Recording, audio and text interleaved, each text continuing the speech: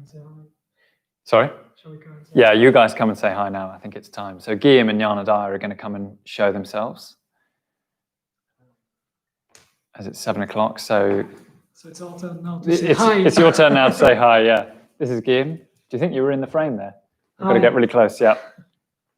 Hello. And this is Janadaya. So they're helping me tonight with computers and comments. And Janadaya, Guillaume and I all live together in a community upstairs. I would like to say we've all just had dinner together, but I haven't had time yet. So mine's been put on the sideboard to eat afterwards. But yeah, since it's 7, we'll make a start now. So very, very warm welcome if you're joining us now. And do say in the chat box, as well as where you're tuning in from, if this is your first time tuning into a London Buddhist Centre activity, whether online or at all. Maybe none of you, but sometimes get a few. So yeah, do show yourselves if you're new here, as it were. But welcome to all of you. Very pleased to have the chance to speak to you again. As I say, my name is Prajnamanas, and well, I'll be taking this session until 8 o'clock. So we'll do a bit of meditation. I'll say a few things first, and then the main thing I'll be doing this evening is talking a bit more personally. We've been doing these live streams for 12 or 13 weeks since we had to close, of course. We've been through various different themes and gone about it different ways. We've had some courses, a retreat even. I've got another course coming up. And as well as teaching meditation and, well, angles on the Buddhist teaching, we thought that this week we would just tell some more personal stories about our lives and how we became Buddhists. Something about how that happened and well, a few reflections on that perhaps. And, well, also a chance for you to ask anything you'd like to about that. Partly because, well, Buddhism isn't a theory, it's just lived out by people. Our founder once said that there's no enlightenment, there are only enlightened beings. And you could say in the same way, there's no Buddhism, there are only Buddhists. So there's no teaching in a certain sense without people to practice it. So we're just going to be trying to show you this week a bit of our lives and what it means trying to live out Buddhist teachings. And well, yes, that's what we're doing this evening. So my life is the one I know the best, so I'm going to be telling you a few things about my life and my life as a Buddhist. But yes, I suppose that's to help you, I suppose, reflect on your own path, whether you're just discovering Buddhism or you've been practicing for some years now. It always seems to flesh out the picture to hear a human story. So that's what I'll be trying to tell you. So yes, our founder, Sangharakshita, has also said that the fundamental act of the Buddhist life is going for refuge. So that may be a new phrase for some of you. So the fundamental act of a Buddhist life is going for refuge. And that means a reorientation of our life around the ideals of Buddhism. So slightly odd phrase, going for refuge. What can I say about going for refuge? It's the name we give to the turning of our lives towards these particular values that Buddhism holds as the highest. It's a shame in a way that we have to call it Buddhism, because really what it's all about is the ideal of enlightenment. So the possibility of a complete, irreversible breakthrough into a vision of how things are. The complete inability to slip back out of that into delusion and therefore deluded behavior. So the possibility of that breakthrough, enlightenment, the vision that expresses, or that sees, and a path towards that enlightenment, and a community of practitioners working towards that. So a community of practitioners, and that partly means their communication as well. So going for refuge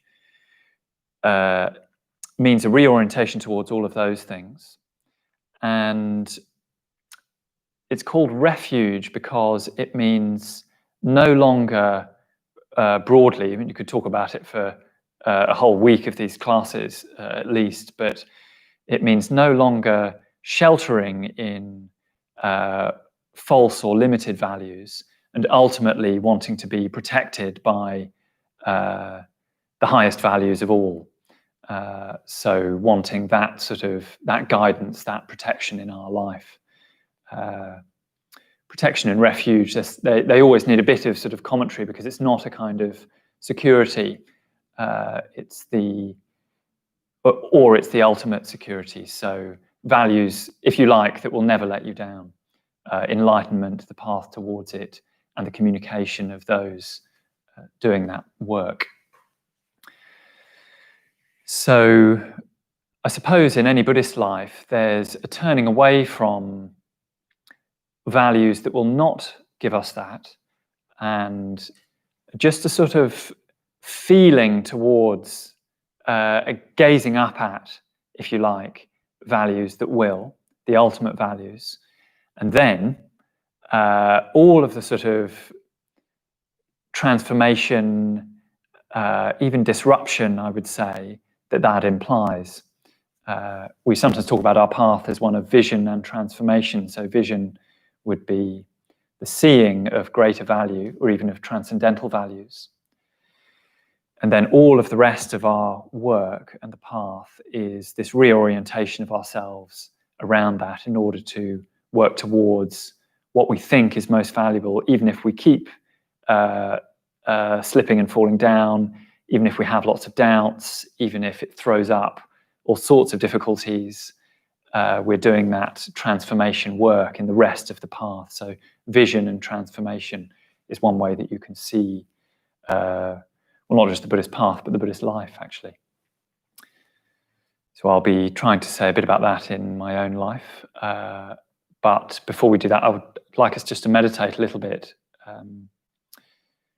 So we'll be calling to mind, I think, what we hold most dear, and just dropping a few reflections about that into our meditation. So I'll guide us through that. We'll meditate for probably 10 or 12 minutes, something like that. So if you'd like to get yourself set up, and Jnana and I will dim the lights, I'll lead us through a short meditation just to prepare us.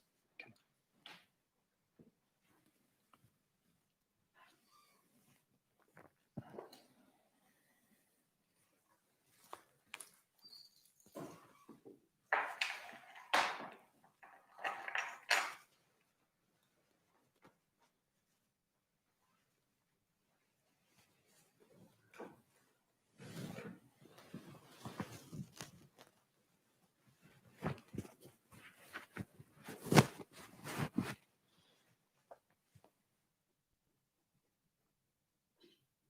So you could just make sure that you're comfortable enough where you're sitting, that you've got something to support your hands.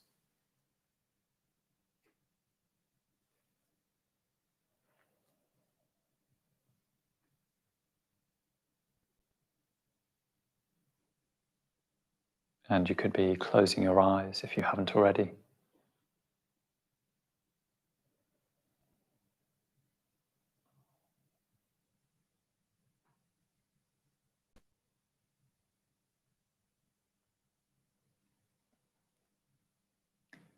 And just feeling the weight of your body. So this physical presence that has weight and sensations.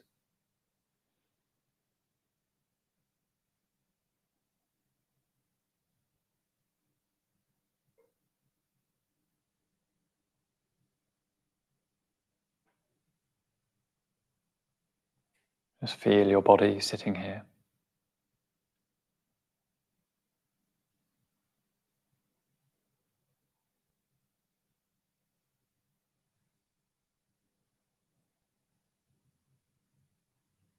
You may want to feel the contact with the floor or the seat.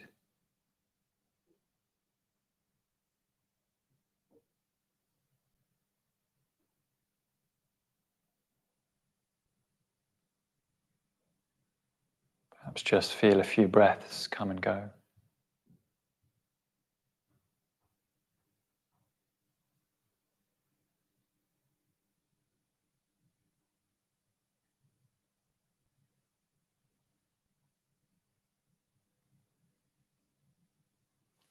So you can make sure the belly is nice and soft and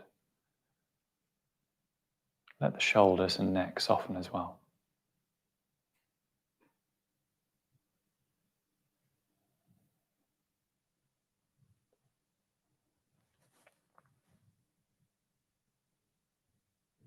You could let the face and brow soften.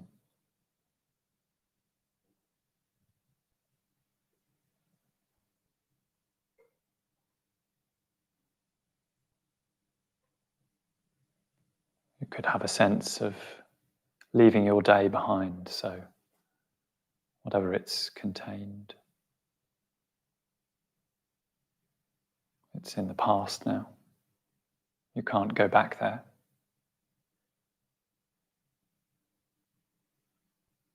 You could turn your mind instead towards this steady inward and outward flow of the breath that's always with us.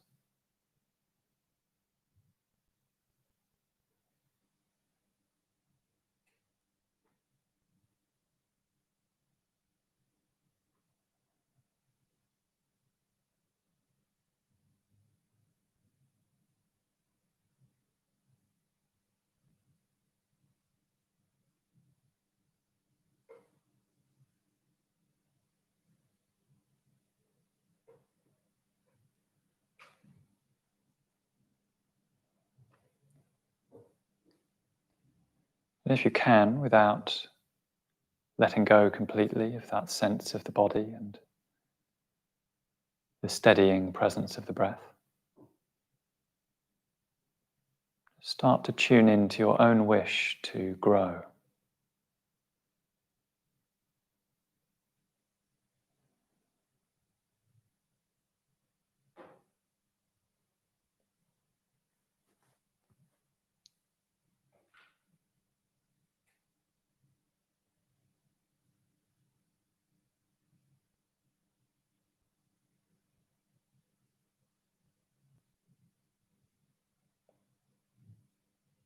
So each of us wants our lives to flourish.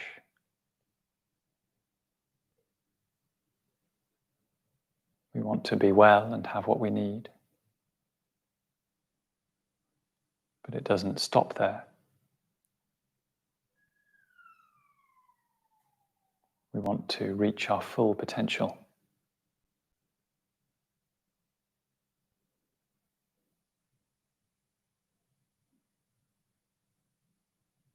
So just allow yourself to feel that and to value it in yourself.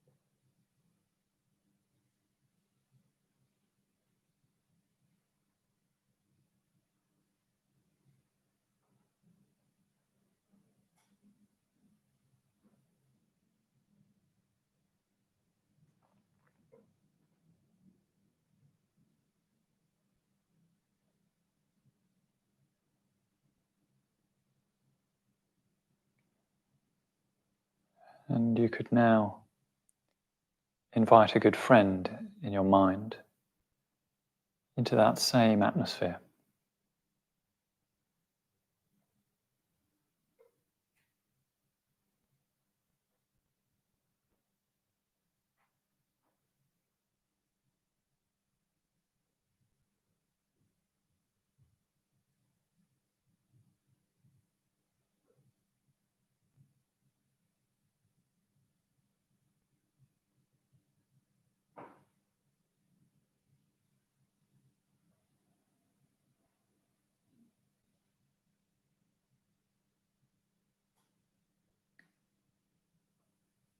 And perhaps just tune into your heart area.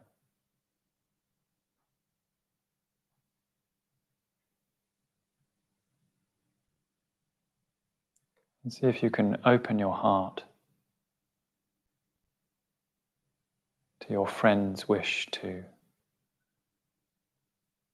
grow and eventually go beyond suffering altogether.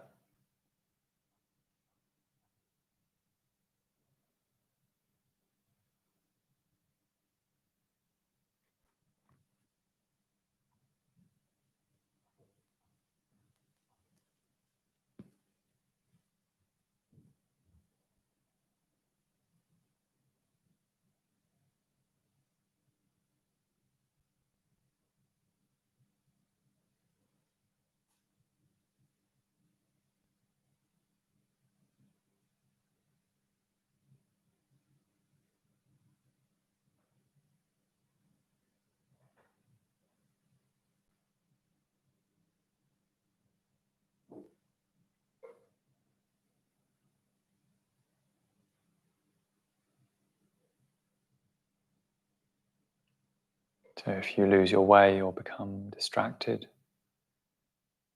again, you could just feel the weighty body in contact with the seat or the floor.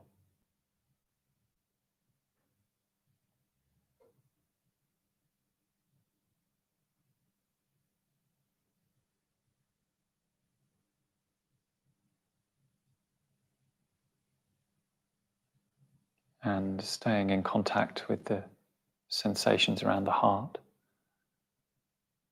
you could now start to conjure up others as well as yourself and your friend.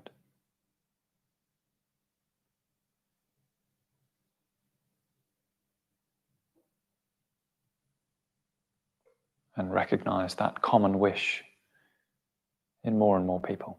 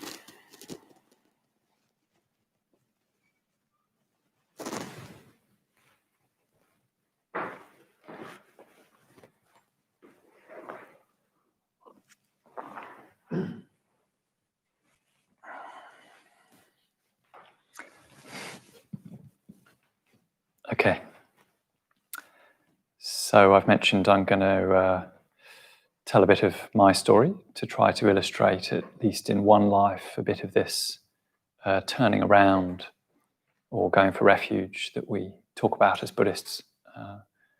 I can't see any of you, so I'm not getting any of the usual cues, but I'll just assume you're ready to go with a bit of storytelling and jump in. So I think I want to just say a few things about my life by way of illustrating that we're always feeling our way towards values, whether or not we know it. So I was trying to think back over what did I love when I was a child. And I can only really think that it was what I'd call a sense of magic or adventure, let's say. When I was 6, my family moved to Belgium.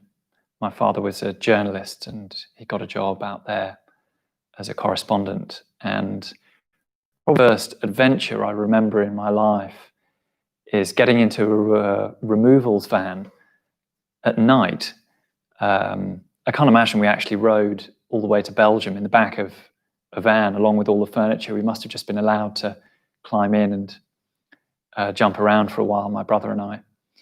I remember the removals men actually in their van or vans, and I hadn't come across this before, and I think I'd twigged enough to know that they were taking the contents of our house somewhere else that I'd never been. So I think I was quite fascinated by seeing all the furniture start to go into the back of a vehicle and packed in with these huge blocks of polystyrene that my brother and I played with for some weeks afterwards, partly because you could break them over each other's head and and not get in trouble.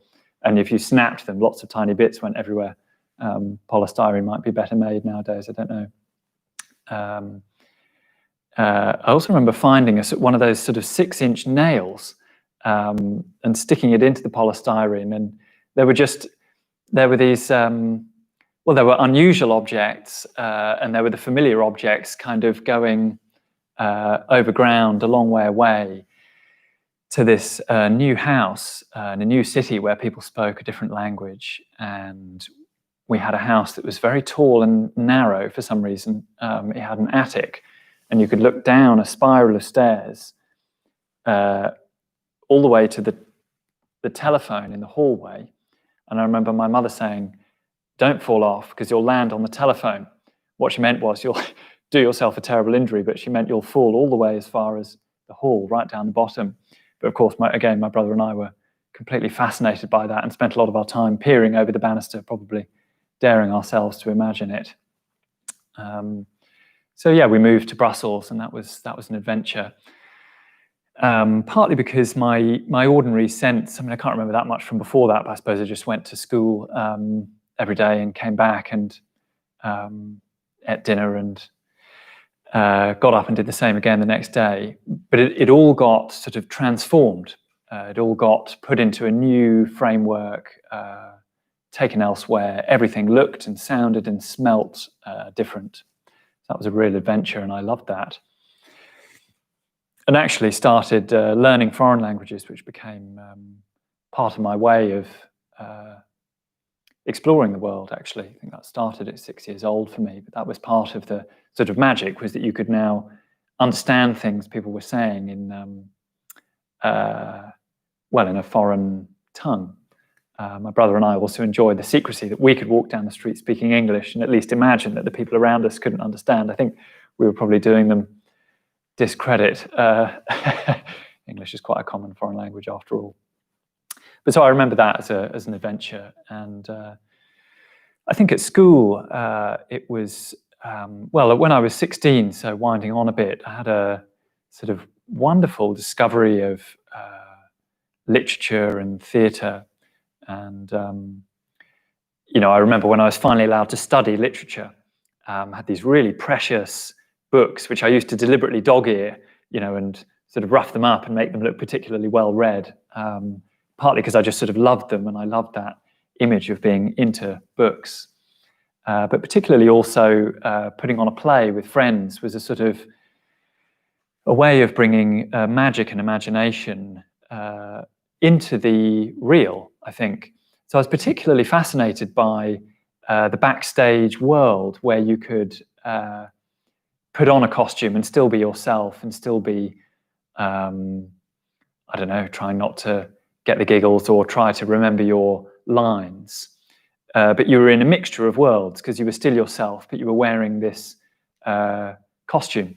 I was in a production of Death of a Salesman by Arthur Miller, and I remember this, I can't remember if it was 2-piece or 3-piece, but I got to wear this pinstripe suit, which I particularly liked, and smoke cigarettes on stage, so that was exciting. But we were creating this, well, it's a sort of tragedy set in, I think, between the wars in the US, maybe 1950s, I'm not sure, 40s, 50s. But the set on the stage was a whole house. You have to be able to see the bedroom of these two boys who've come back home when they're grown up, and their parents. You have to be able to see them in the kitchen. So you've got to have both these worlds visible on the stage. And then backstage, I guess you had us and our school lives and, well, all the sort of excitement and, that sense of knocking around together that goes along with that. And, really sort of conjuring a world that was very, very exciting and very absorbing. And I loved that. I think I was sort of intense about it. I loved having the script and learning my lines. And I think also to sort of doing our best, really doing our best to pull off this imagined world that is nonetheless trying to bring something into the real world, trying to reflect something back into the real world. So I would say that magic or that adventure, so those moments in the removal van or backstage with the play at school, as well as being more magic, I could just say that they're when the world is more alive. And I think that, I've described a few examples of my own, but whatever the circumstances of our life, I certainly hope, but I'm pretty sure that everybody, from what I've read and heard, will have those moments where the aliveness just gets tuned way up and our sense of life itself is heightened.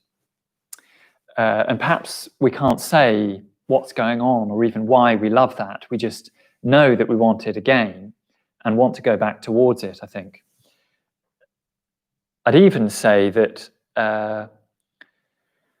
it's where life can feel a bit more blessed by what can feel like a sort of unseen hand. It's as though life sometimes lifts us up slightly more. Perhaps you'd even say you've got a sense of briefly hovering above it, where time slows down. Yes, as though life has blessings in it at those moments. Perhaps to skip ahead just a little bit more, I think later in life I had a sense that, I was trying to puzzle this out. Let's say I was 20, 21 by now, and trying to say, okay, I've had enough moments of meaning now, and enough moments where that meaning just lapses. It doesn't seem to be there. Perhaps I've even tasted by now, thoughts of, is this pointless? Where does life actually go? What does it point towards in the end? And how do I put together a life that honors and encourages those moments of heightened meaning? And sometimes I thought, maybe that's what some people call God. Sometimes it would really feel as though, and I'm being particular in saying as though, as something or some force reaches into our life and lifts it to somewhere higher, and then to our puzzlement seems to just drop it down again onto the ground. And I think as we, from quite young, I think we can be trying to puzzle out that intriguing but also sometimes slightly painful question of, what's really going on there? I think this particularly sort of rose to a pitch when I was in my mid-20s, when, I'd had to start to integrate those moments of excitement and value and things that I knew I wanted to go towards when I was younger with adult life and its demands. And I think by that I mean responsibility. So at some point, whatever magic and meaning we've managed to glean from life, we've got to at least start combining that with a sense of responsibility. We need to become independent, leave home and whatever protections that's afforded us, make our own way, figure out how we're going to do that, start in another way trying to figure out who we are, but, you know, particularly meet all those expedients of paying bills and making our way in the world. I think in my own case, I probably went about that in a way that was sometimes rather tense, sometimes rather dismissive of that magic I've been describing. And that had a slight background view to it that now you just need to get a job and get on with it, and need to grow out of that adventure. Of course, I'd never have said that out loud. I don't know if I ever consciously said it to myself, but the atmosphere was such that I think I was trying to push myself into getting along in the world, really at the expense of some of those more spontaneously creative and joyous moments. So I think in my own case that led to a bit of sort of rootlessness, a bit of a threat of meaninglessness. And I don't mean that the ordinary goings on of life are in themselves meaningless. You know, I had a decent job, I rented a room in a flat with friends, I was kind of getting on in life. But I could start to feel nagging now, this question, is this now all that I do? Does it all unfold from here? I think I had a bit of a crisis in that regard. People talk about midlife crisis. I think I had a sort of quarter life crisis. It sort of arrived particularly early, that feeling that, does it now just spool out from here? Does it now just live out this pattern, which makes me less of an agent in it? So all of that effort that I was pouring into quite an ambitious kind of career, working at a magazine, and you know, we had whenever this edition of the magazine launched, we'd have 5 nights of events, you know, all pile into taxis to go to sort of shindigs and put out this edition of this new magazine-like book. And it was all quite exciting, but it was an immense effort. I think I was terribly sort of ambitious for it. And I think that the tectonic plates of all of that effort and that nagging sense that, is this what I'm living for?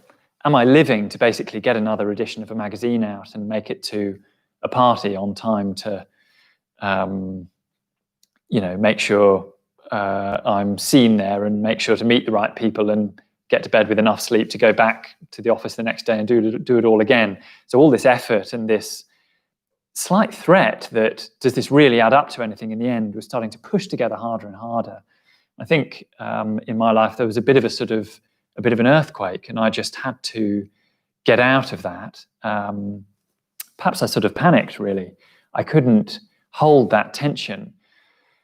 And I came later to be really glad that I couldn't, because it sort of initiated the rest of my life, which I'm going to have to telescope into just a few minutes. Because I bounced out of that world much earlier than I was expecting to. But its meaning and its value, you know, I think I was working in a magazine because I valued literature and the arts as that way of searching. You know, that was the way I sort of searched in life. I didn't want to sort of trash all of that. But on the other hand, my life setup altogether didn't seem to be working anymore. So very sort of confusing, slightly painful time. Also a hugely liberating one. I won't go into the ins and outs, but I had to leave some of the elements of that behind. Not know where on earth I was going for quite some months, maybe years. And the Buddhist Center seemed to offer something of, well, in a way, it seemed to welcome people who didn't know which way to point themselves. And I was definitely now in that category. I'd fallen out of, I'd just fallen entirely off one sort of plane of being. It felt like I'd fallen out of one realm and landed in another, which I did not know at all. But at least it had a few,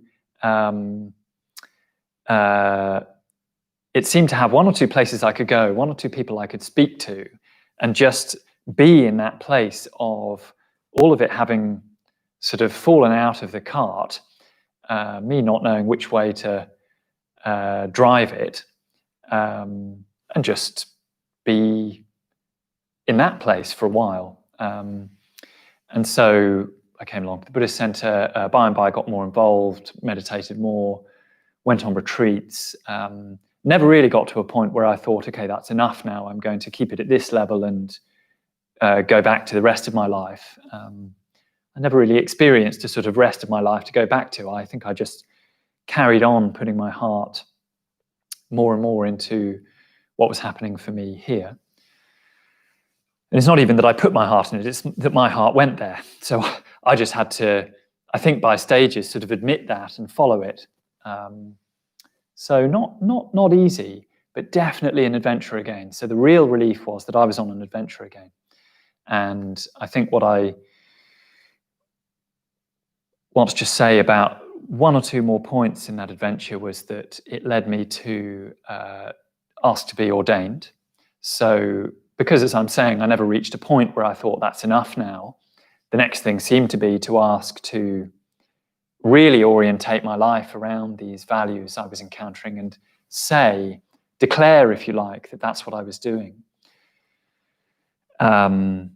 Even now, not just officially, but mythically, declare that I now at least wanted, even if on my worst moments I don't manage this, to gaze up at that endless vista of meaning that I encountered at the Buddhist Center.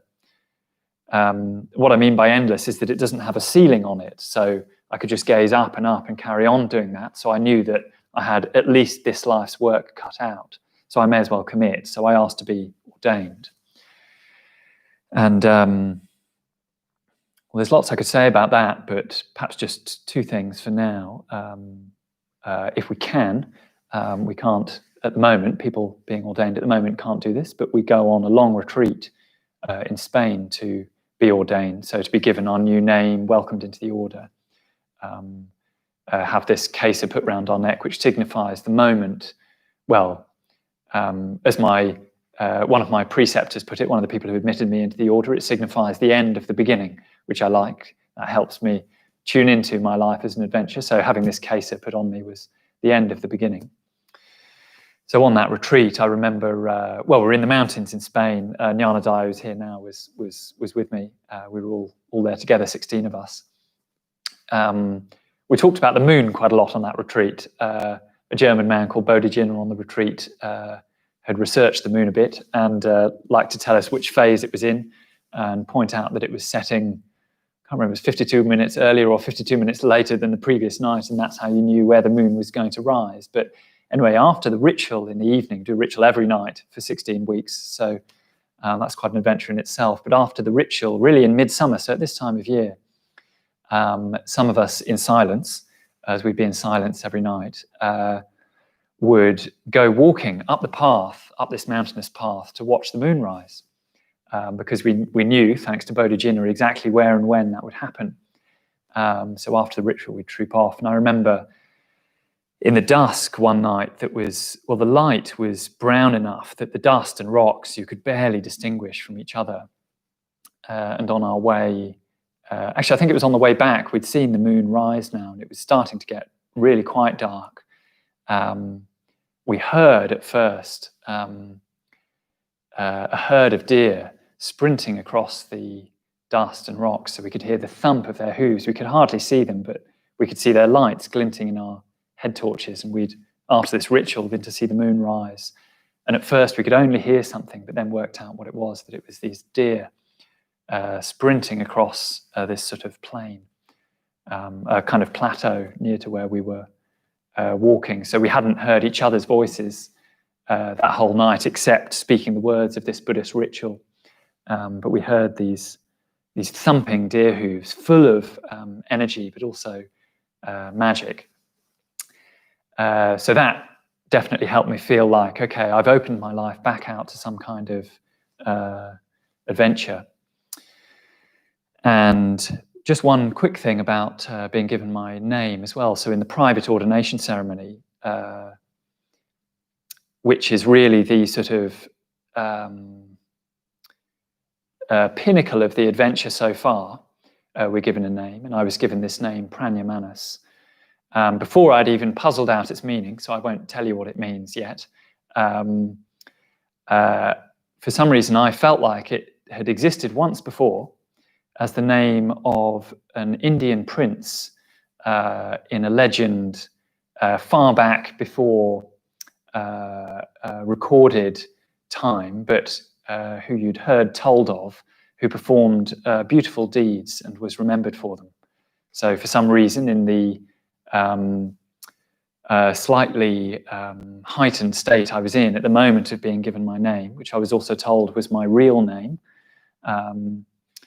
now being revealed to me, I felt that it had existed just once before and belonged to this this prince-like figure who'd performed beautiful deeds. So I think that's how I, if clumsily and feeling in the dark always, a bit like we were recognizing these deer in the dark even before we could see them, feeling in the dark towards higher values, and at least trying to orientate my life around them, even if I don't know where that's taking me or what that will mean.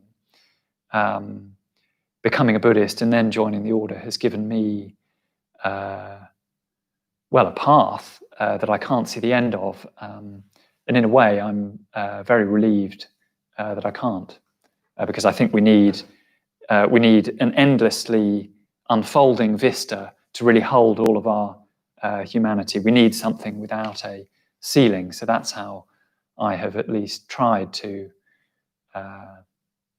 orientate my life in that sort of direction, in that sort of way. Okay, so there's a little bit about me and my story. So now you could, well, ask for questions or comments. Hopefully it's been clear you could type them by now. And I think Jnana Daya will call them out if there are some. If not, I can reflect a little bit more. And I wonder if we could have the fan off. I'm just getting a bit chilly. Thanks. So you could type in the chat box a capital Q and your question, and Jnana Daya will tell me who you are and what you're asking. So we've got a little bit of time for that now. If you've got any questions, perhaps about anything I've said, or about your own search for meaning. That's in a few words, what we're talking about, I think. So we're just waiting. Okay. Okay. Yeah, sure.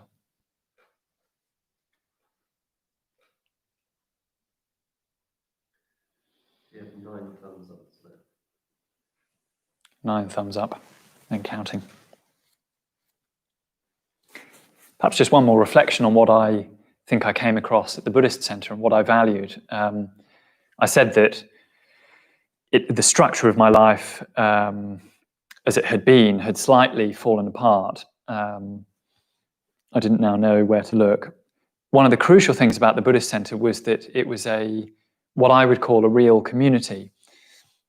By that I mean one that can welcome people from all spheres, and as it particularly struck me at that time, had no agenda for what I was doing or not doing. So me not knowing the story of where my life was going next, and people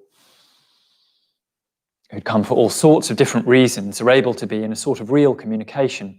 And one of the real hallmarks of that for me was a place where you can be silly and serious. So I noticed there was always a lot of laughter at the Buddhist Center. And it was actually really fun coming along. And at last, you know, to my kind of slightly pained, constrained heart at the time, thank goodness, you could talk about serious things as well. And seriousness didn't mean being solemn, and having a laugh didn't mean ignoring the issues. So that's what I mean by real community, and that's what I particularly valued about coming here. So I think we have something from Jnanadaya. We've got a couple of questions. Okay. The first is from Mia Chu. It's Mia Chu. Mia Chu. Hello, Mia Chu. So we're calling her Mia Sal. I see. Mia Chu. Hello. Yeah. She's saying, "What's your name?" Okay. And do you want to give me the question after that as well, so I know how to use the time? And this is from, I think, Chilla, possibly. Chilla? Do you ever miss elements of your life before your commitment to Buddhism? Great. Thank you, Mia Chu and Chilla. So my name, Prajna and Manas. Prajna is a word for wisdom. Well, yes, I'll say it simply first. Prajna is a word for wisdom, and Manas means mind. So my name really just means he whose mind is wise, or if you wanted it really simply, mind of wisdom. So when Maitra Bandhu gave me the name, he pointed out that it was quite a simple name in some ways, because some people have two elements. Jnanadaya, who's my friend here who's reading out the questions, has jnana and daya, which are wisdom and kindness. So his name is sort of reversible. It means either he whose kindness is wise or he whose wisdom is kind, and points at the complementarity of those values and the fact that they need to be integrated, and that in their true forms will contain one another. Mine is sort of more straight down the line and just says he whose mind is wise. Perhaps something on the names, why we're given these names, as well as the myth of our particular order life. So also as being what the order might need, and what's now being brought into the order. In Jnanadaya's case, a kindness that is wise, or that's the aspiration, and in my case, the aspiration, a mind that is wise. They're also the names of the Buddhas we would become if we practiced earnestly enough, and for long enough. So Manas meaning ordinary mind. Actually, I was reading about the Manas the other day. Let me see if I can get this right. It mediates between the ordinary structure of the mind that perceives and has instincts. So my senses and my instincts, my ability to walk down the street and label things and know what's coming at me and which friend that is I'm seeing walking the other way.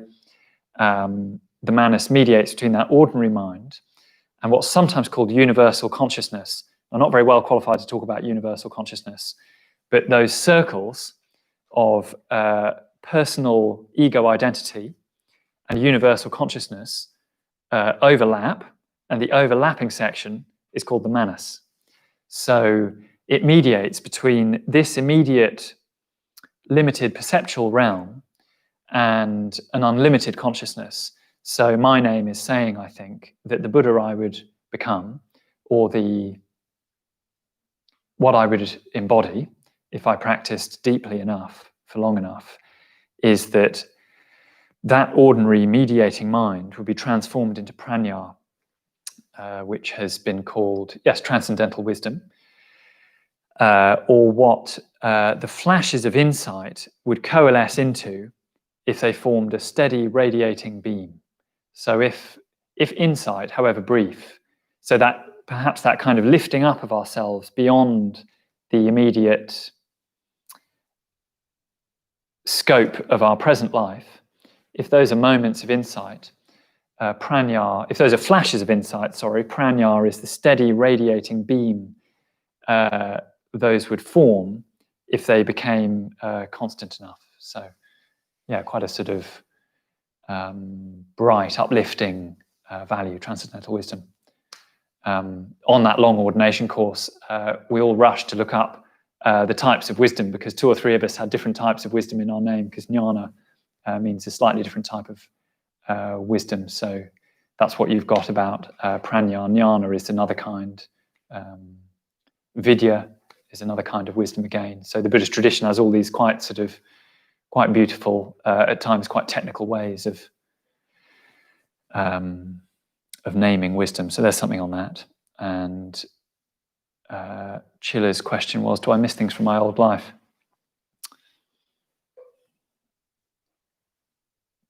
Well, I hope that I can still bring them into my present life. I was saying I love literature, and I was realizing recently that I read every day. I didn't, and I really feel like I'm exploring literature. I follow my nose,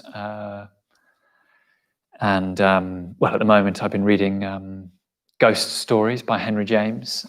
He wrote a famous novella called The Turn of the Screw, based on an anecdote he'd heard about Oscar Wilde's children who were left with a governess in a grand house while Oscar Wilde was being tried. I can't remember for indecency or whatever it was called. Oscar Wilde, the writer who around the turn of the 20th century was gay and imprisoned for that. Henry James heard this anecdote about these children left with their governess and turned it into a sort of haunting tale. So that's what I've been reading lately, and I have a stab at writing about my life too. So I still pick that up every now and then, and make music, and I sometimes miss friends who I used to spend more time with. On the other hand, doing the Metta Bhavana has made me confident that I'm in good relation to my old friends. So missing, I think, sometimes suggests pain, and I don't think I have pain that I'm not in my old life anymore. If that's what might be behind your question, I don't regret the changes I've made. I think I look back with immense fondness, sometimes a very sort of really kind of tender fondness, actually. So if I think about my life when I was 20, some of the things I was talking about, it can be very kind of fond yearning. I think I try not to get into nostalgia proper, because I think that is a sort of pushing against time and change. But I can be intensely fond of my life as it's been, and I try always to keep making sure that's transformed into love. So periodically I think about my life and the past, and perhaps think about, my parents getting towards the 70 mark. I don't know if they're watching and mind me putting it that way, but in a word, they're heading towards 70, and I see them gradually growing older, showing the signs of that. And I know that things aren't as they were when I was 20 anymore, or 10. So I sometimes feel poignant. That's the word I'm looking for. It's very poignant, time passing and things no longer being. But I always try to remember that things are re-arising just as much. So we often talk about impermanence in Buddhism, but I always try to remind myself that things end, but things arise as well. So I really still feel as though, in my community, in my work at the Buddhist Center, I really don't know what's coming, and I really feel it's an adventure, and I'm up for it. So that does help, and I think that helps. In fact, yes, I think that's what helps keep me, as long as I'm in a good frame of mind, in that positive, fond relation to the past. I think that's what I'm trying to say in answer to Chilla's question, rather than missing it per se. So try to stay in the fond, appreciative mode, and openness to the future, adventure, and even openness to the disruptiveness of the future and not having a plan helps with that. Yeah. So, bit of a long answer. There we are. probably time for one more now if we have. We've got some really good questions. Okay. Why don't you call out 2 or 3 of them and I'll see what I can do. Someone can ask very quickly, when were you ordained? Okay, 3 years ago. That was easy. Were your friends and family supportive of your pursuit of Buddhism? And Yeah, and then things like, when did you first notice the orienting force of meaning? And did it feel like something outside of you? Strange. And then something else about the steps that you've taken to become a Buddhist and what commitments you've done. Do you have to give up certain things? Great. Who's that last one from? Jane Kosher. Jane Kosher.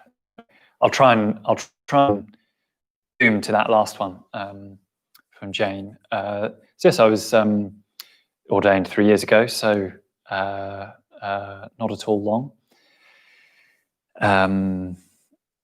The second one was, sorry. Friends and family. Oh yeah. I could have answered that just as easily. Absolutely, they were. In my case, couldn't really have asked for more in that regard. A real blessing in my life. I know people where that's not so much the case, who've had to work with that. I hope I would have done too, but really I'm just very, very thankful that, well, I suppose particularly, my old friends and my parents and my brother, very, very happy for me to pursue what was meaningful to me. I think I also just want to say that doesn't mean that it was easy for me to turn in a new direction. There was still that job of my own, and sometimes my worry about whether they would support that really was my own nervousness of the change dressed up. Although the nervousness of the change I think is understandable. I sometimes think externally it may not have looked like much. I still live in the same neighbourhood as I did. Well, I lived in Bethnal Green, and I still live in Bethnal Green. I still work all day with a computer. I don't wear a robe, so externally it may look quite similar to what it used to. But internally, it's been a massive transformation and a massive sort of turning around. So some of the steps I took, well, I guess I just kept coming along here, and I kept trying to be. Actually, no, I was going to say I kept trying to be open to what was next here, but actually I was always just a bit hungry for what was next, because I think dissatisfaction, which is what brings us here, ultimately, in all its, well, in any of its many forms, isn't just sort of knocked on the head by coming to the Buddhist Center. I think our standards for our life just go up and up. So I'm sometimes amazed by my standards for communication with between myself and my friends, which I hope I apply to myself as rigorously as I do to my friends. But I sometimes think, well, gosh, that's very sensitive, subtle aspiration for how that communication and connection goes, given what I used to be happy with. But then I realized that if there's no ceiling on this kind of search for meaning, well, you just keep going and going. I hope that's what I'm doing. So I regularly went on retreat. I joined class teams. I asked to move into a community. I think really crucially, I asked for ordination. You don't have to ask for ordination to be a Buddhist or to perform this reorientation work, although I would say that it's probably the thing that most helps people to do that if they're serious about wanting to do it. So in a few words, those are some of the steps I've taken. I think I've also tried to sort of stay in the game with that. It's tempting, at the moments where you fall down, it feels a bit difficult. You think, do I really want to do this? Can I really do this? There's plenty of moments of that. My B game, if you like, if my A game is that not having a ceiling on that meaning, always pursuing it, feeling inspired. The B game, I think, is just staying in the game and thinking, let's just do what I need to do today or this week to stay in these supportive conditions. So sometimes it's just keeping going. There's days on which we can't expect ourselves to do much more than, stay with that process, not bolt and run away from it. So there's a few words in answer to Jane's question. Sorry that there hasn't been more time. You can always write to us. So we've got this email address, stayingconnected@lbc.org.uk. So stayingconnected@lbc.org.uk that you can write to. If you want to be more in touch about our classes. But as we're not getting on for 8 o'clock, we're at 8 o'clock. I want to just say one or two things about what you could do next, and then we'll sign off. So we won't meditate to finish tonight. Like I say, it's more of a storytelling sort of evening.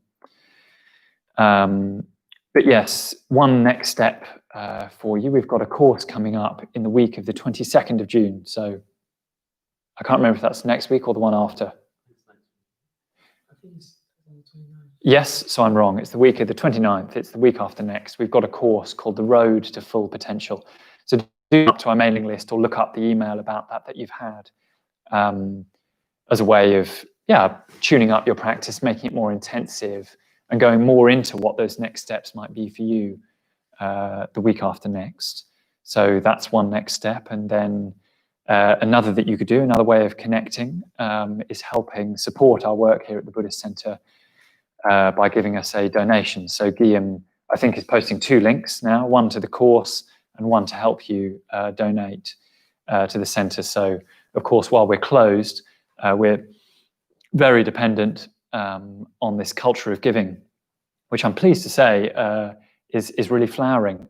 People have been very, very generous. But we do need more, and we do need people to continue to give. So if you feel you can at all, however big or small a gift, we really welcome it. So just follow that link and give something to help us continue doing what we're doing here at the LBC. Thank you very much for doing that. And thank you for tuning in. So we'll be signing out in a minute. But thank you also very much to Guillaume and to Jnana Daya, who've helped me this evening, and hope you'll keep tuning in and hope to see you here in person before too long. But good luck with the rest of your lockdown, whatever that's like for you. See you here before too long. Okay, good night.